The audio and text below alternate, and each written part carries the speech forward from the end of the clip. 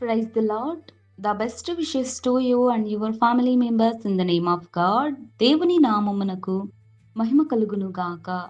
దేవుని నామం పేరిట మీకును మీ కుటుంబ సభ్యులకును శుభాభివందనములు. ఈరోజు దేవుని వాగ్దానం. Today God's promise. యెహోవాను విసర్జించువారు లయమగుదురు. యెషయా గ్రంథం 1వ అధ్యాయం 28వ వచనం. Those who forsake the Lord shall be consumed. The book of Isaiah chapter 1 verses 28. క్రీస్తునందున్న ప్రియమైన సహోదరి సహోదరులారా, ఈ శ్రేష్టమైన ఉదయకాల సమయంలోను దేవుడు మనందరితో కూడా వాగ్దానం చేస్తున్నాడు. చూడండి, దేవుడు మనతో ప్రతినిత్యం మాట్లాడుతూనే ఉంటాడు. అయితే మరి దేవుడు ఈ రోజున కూడా నీతో కూడా మాట్లాడుతున్నాడంటే, మరి యెహోవాను విసర్జించిన వారు లయమగ్గుతారని దేవుడు నిశ్చయముగా మాట్లాడుతున్నాడు. యెషయా ప్రవక్త దేవుని మాటలను ప్రవచిస్తున్నాడు. దేవునిని విసర్జించిన వారు కూడా తమకు తామే శిక్షను కొని తెచ్చుకుంటున్నారు. దేవునికి దూరంగా ఉంటూ పాపము చేస్తూ అన్యాయంగా అక్రమంగా బ్రతుకుతూ తమ ఇష్టానుసారంగా జీవించుచున్న వారి జీవితం మొదటిలో సంతోషం అనిపించిన తరువాత అది వారి మరణానికే దారి తీర్చుకునేలా చేసుకుంటున్నారు. పాపం వలన వచ్చు జీతం మరణమని దేవుడు సెలవిస్తున్నాడు కదా. దేవుడు ఏమంటున్నాడు?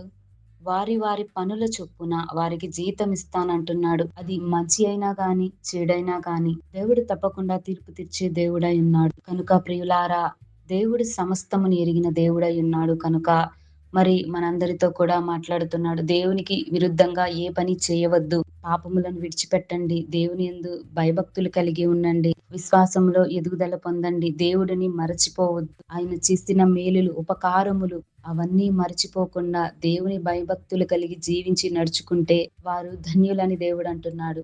మరి యెహోవాను విసర్జించిన వారు లయమైపోతారని దేవుడే నిశ్చయముగా మాట్లాడుతున్నాడు. కనుక ప్రతి ఒక్కరు కూడా ప్రార్థనా జీవితాన్ని, ప్రార్థనా కుటుంబం, ప్రార్థనా సంఘం ఇవన్నీ కూడా ఈ యొక్క ప్రార్థనా బలిపీఠము అనే ప్రార్థనా జీవితాన్ని ప్రతి ఒక్కరు కలిగి ఉండాలి. దేవుని నమ్ముకోవాలి. దేవునికి దూరంగా ఉండి ఏ పాపము చేయవద్దని దేవుడు హెచ్చరిక చేస్తున్నాడు.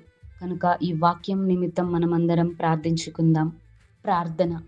మహోన్నతుడా, సర్వాధికారి, సర్వసృష్టికధికారకర్తవైన మా ప్రియ పరలోకపు తండ్రి, నీకెన్నో వందనాలు స్తోత్రాలు చెల్లించుకొనుచున్నాం. ప్రవ్వా, ఎవరైతే ప్రజలు తండ్రి నిన్ను విసర్జించి నీకు వ్యతిరేకంగా పాపం చేస్తూ తండ్రి నీకు విరుద్ధంగా బ్రతుకుతున్న ప్రతి ఒక్క కుటుంబ జీవితాలను మారు మనసు దయచేయండి. వారిని క్షమించండి. వారి తప్పులు వారు తెలుసుకొని నీ యందు విశ్వాసం ఉంచి నిన్ను ఎరిగిన బిడ్డలంగాను సాక్షులుగాను వారిని మార్చమని, నీ సాక్షిగా బ్రతికే అట్టి జ్ఞానము, అట్టి కృప, నీ యందు భయభక్తులు కలిగిన జీవితాన్ని కలిగి ఉండి నిన్ను సేవించి నిన్ను ఆరాధించే కృపా కాపుదల మాకు నీ వాక్యం వింటున్న వారందరికీ దయచేయమని యేసయ్య నామమున వేడుకొంచున్నాను తండ్రి.